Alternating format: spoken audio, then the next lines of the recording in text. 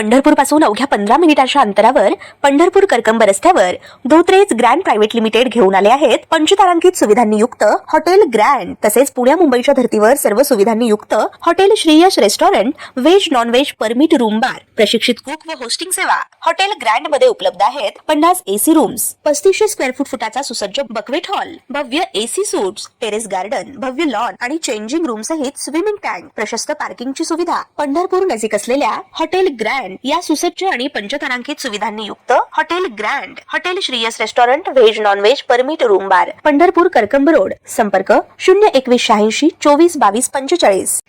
ताज्या घडामोडी पाहण्यासाठी आमच्या YouTube चॅनलवरील PVR म्हणजेच पंढरी वार्ता या न्यूजला सबस्क्राइब करा आणि शेजारील बेल आयकॉनवर क्लिक करा। नीट परीक्षेमधील पेपरफुटी आणि गैरव्यवहारामुळे अनेक विद्यार्थ्यांमध्ये निराशेचं वातावरण निर्माण झालंय। नीट परीक्षा रद्द झाल्यानं काही विद्यार्थ्यांनी टोकाचं पाऊल उचलल्याचं दिसून आलं, तर देशभरात सीबीआयकडून धाडी टाकून अनेकांना ताब्यात घेतलं जातंय, गुन्हे दाखल केले जातात आणि हे सारं पाहून शैक्षणिक वर्तुळाबाबत प्रश्नचिन्ह निर्माण होत असतानाच पंढरपूरची ओळख देशाच्या शैक्षणिक विश्वात निर्माण केलेले स्वेरीचे संस्थापक माजी सचिव डॉक्टर BP रोंगे सर यांनी विद्यार्थ्यांना आवाहन केलं असून विद्यार्थ्यांनी मानसिक खचून न जाता संयम, आत्मविश्वास आणि सातत्य कायम ठेवणं अत्यंत महत्त्वाचं आहे। हे केवळ विद्यार्थ्यांचं अपयश नसून शिक्षण व्यवस्थेतील त्रुटींचे प्रतिबिंब आहे। शिक्षण प्रक्रियेत पारदर्शकता, प्रामाणिकपणा आणि विद्यार्थ्यांच्या भविष्याचा सन्मान राखला जावा यासाठी ठोस पावले उचलली जाणं आवश्यक आहे। पालकांनीही या काळात आपल्या पाल्यांना समजून घेत त्यांना भावनिक आधार द्यावा, त्यांच्यावर अतिरिक्त दबाव टाळावा आणि त्यांच्या प्रयत्नांवर विश्वास ठेवावा। असं म्हणतानाच स्वप्न मोठी ठेवा, प्रयत्न सातत्यानं करा आणि सकारात्मकतेनं पुढे चालत राहा, यशाचा मार्ग नक्कीच खुला होईल असा आशावाद त्यांनी व्यक्त केला आहे। आदरणीय पालक बंधू भगिनी सर्वांना माझा नमस्कार। मी प्राध्यापक डॉक्टर बब्रुवाहन पांडुरंग रोंगे आज मी तुमच्याशी बोलत आहे एक शिक्षक म्हणून, एक असा शिक्षक जो विद्यार्थ्यांच्या डोळ्यामधील स्वप्न ओळखतो, आई वडिलांच्या कष्टाची किंमत समजतो आणि शिक्षण म्हणजे केवळ परीक्षा नसून आयुष्य घडवण्याचा प्रवास आहे हे मानतो। गेल्या काही दिवसात नीट परीक्षेबाबत जे काही समोर आलं आहे, पेपरफुटी, गैरव्यवहार, पैशांचा काळा बाजार, व्यवस्थेतील भ्रष्टाचार, या सगळ्याने लाखो विद्यार्थ्यांच्या मनामध्ये प्रचंड वेदना निर्माण केली आहे। हा विषय फक्त एका परीक्षेचा राहिलेला नाही, हा विषय देशाच्या भविष्याचा बनला आहे। कारण नीटची तयारी करणारा विद्यार्थी फक्त अभ्यास करत नाही, तर तो स्वतःचं आयुष्य समाजासाठी पणाला लावत असतो। कोणी गावातून शहरात येतो, कोणी कर्ज काढून क्लास लावतो, कोणी दिवसभर वडिलांना शेतात मदत करून रात्री अभ्यास करतो, कोणी मोबाईल बाजूला ठेवून महिनोन महिने स्वतःला एका खोलीत बंद करून घेतो आणि मग शेवटी जेव्हा परीक्षा येते तेव्हा त्यांना अपेक्षा असते माझ्या मेहनतीला न्याय मिळेल। पण काही भ्रष्ट प्रवृत्तीचे लोक पैशाच्या हव्यासापोटी मुलांच्या भविष्याचा सौदा करतात। ही फक्त पेपरफुटी नाही, ही लाखो विद्यार्थ्यांच्या विश्वासाची हत्या आहे। ही प्रामाणिकपणावर केलेली घाणेरडी थट्टा आहे। आज अनेक विद्यार्थ्यांच्या मनात प्रश्न निर्माण झाले असतील, प्रामाणिकपणे अभ्यास करून उपयोग काय? रात्रभर जागून अभ्यास केला त्याची किंमत काय? पैसेवाल्यासमोर आमची मेहनत कमी पडते की काय? माझ्या विद्यार्थी मित्रांनो, आज मी तुम्हाला अत्यंत ठामपणे एक गोष्ट सांगू इच्छितो। हा तुमचा पराभव नाही, हा भ्रष्ट व्यवस्थेचा पराभव आहे। अपयशी तुम्ही झालेला नाही, अपयशी ती यंत्रणा झाली आहे जी विद्यार्थ्यांच्याच भविष्याचे संरक्षण करू शकली नाही। तुमची मेहनत चुकीची नाही, तुमचा संघर्ष व्यर्थ नाही, तुमचं स्वप्न अजूनही जिवंत आहे। आणि म्हणूनच आज मी तुम्हाला क्रिकेटच्या इतिहासातील एक प्रसंग सांगू इच्छितो जो तुमच्या आयुष्याशी तंतोतंत जुळतो। 1998 साल,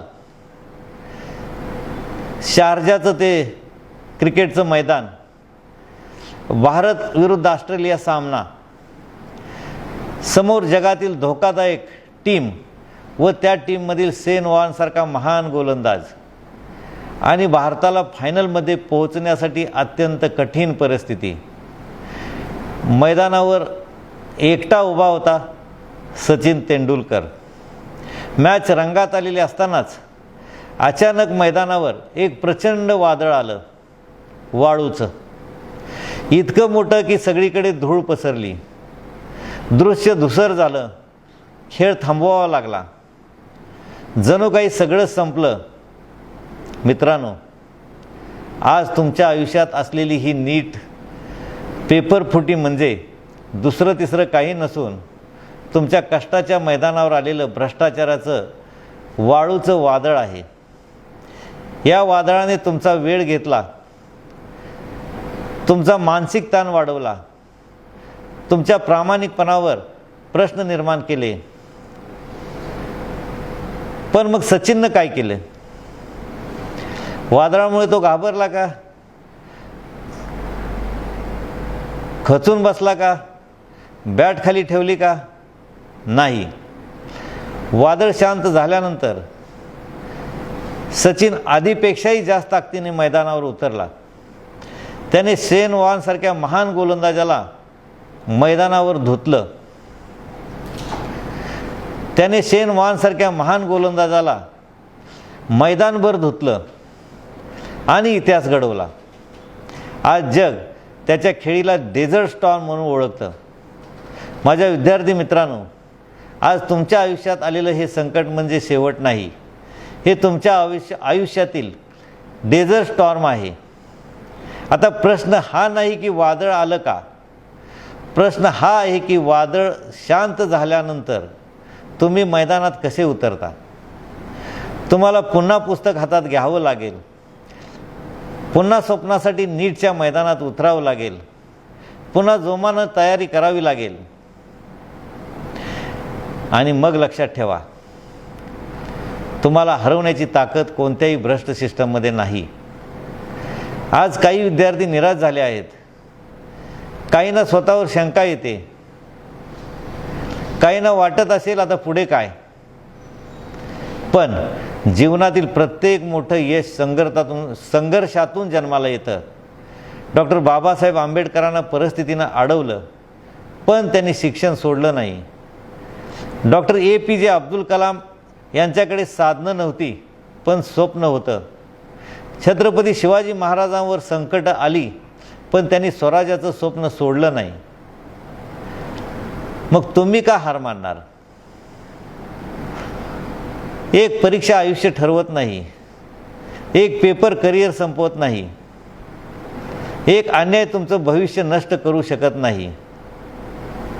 कधी कधी आयुष्य आपल्याला थांबवतं, कारण आपल्याला आणखी मजबूत बनायचं असतं. आज मला महाराष्ट्रातील प्रत्येक आईवडिलांशी बोलायचं आहे. तुम्ही तुमच्या मुलांसाठी खूप काही केलं आहे.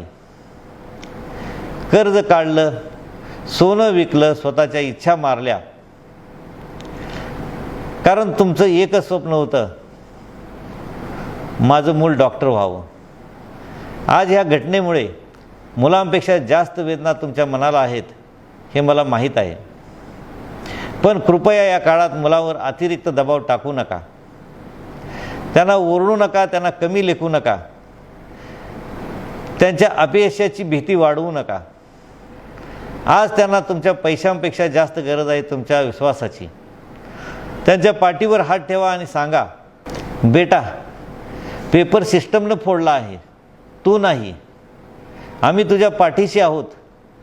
तू हार नको मानू. आपण एकत्र हे शिखर पार करूया. हे एक वाक्य त्यांच्या आयुष्याला पुन्हा उभं करू शकतं. विद्यार्थ्यांनो, स्वतःवर विश्वास ठेवा.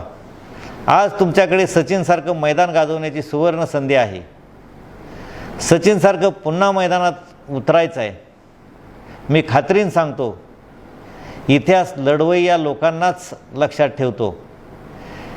ज्यांनी संकट पाहून पळ काढला त्यांना कोणीही आठवत नाही, पण ज्यांनी संकटाच्या डोळ्यात डोळे घालून लढाई केली त्यांचं नाव इतिहास लिहितो. म्हणून आज रडा, वेदना व्यक्त करा, पण उद्यापासून पुन्हा उभे राहा, पुन्हा अभ्यास सुरू करा, पुन्हा टेस्ट सिरीज द्या, पुन्हा नोट्स काढा, पुन्हा स्वप्न बघा, कारण तुमचं स्वप्न अजून संपलेलं नाही. एक शिक्षक म्हणून मला स्पष्ट सांगायचं आहे, विद्यार्थ्यांच्या भविष्याशी खेळणाऱ्यांना माफी मिळता कामा नये. पेपरफुटी करणाऱ्या टोळ्यांवर कठोरात कठोर कारवाई झालीच पाहिजे. फक्त निलंबन करून भागणार नाही, संपूर्ण रॅकेट उघड झालं पाहिजे. शिक्षण क्षेत्रात पारदर्शकता आली पाहिजे. तंत्रज्ञानाचा वापर वाढला पाहिजे. परीक्षा व्यवस्थेमध्ये जबाबदारी निश्चित झाली पाहिजे, कारण शिक्षण व्यवस्था ही देशाच्या भविष्यासाठी असते. तुम्हीच उद्याचा भारत आहात. माझ्या प्रिय विद्यार्थ्यांनो, आज तुम्ही जे सहन करत आहात ते खूप कठीण आहे, पण लक्षात ठेवा, संघर्ष जितका मोठा यश तितकंच भव्य असतं. एक दिवस तुम्ही डॉक्टर व्हाल, पांढरा कोट घालाल, आईवडिलांच्या डोळ्यात आनंदाश्रू येतील आणि त्या दिवशी तुम्हाला आजचा संघर्ष आठवेल. तुम्ही स्वतःला म्हणाल, हो, माझ्या आयुष्यात एक वादळ आलं होतं, पण मी सचिनसारखा पुन्हा मैदानात उतरलो आणि जिंकलो. खचू नका, तुटू नका, स्वप्न सोडू नका. ही वेळ हार मानण्याची नाही, ही वेळ अधिक ताकदीनं उभं राहण्याची आहे. तुमच्या जिद्दीसमोर कोणताही भ्रष्टाचार मोठा नाही. जय हिंद, जय महाराष्ट्र.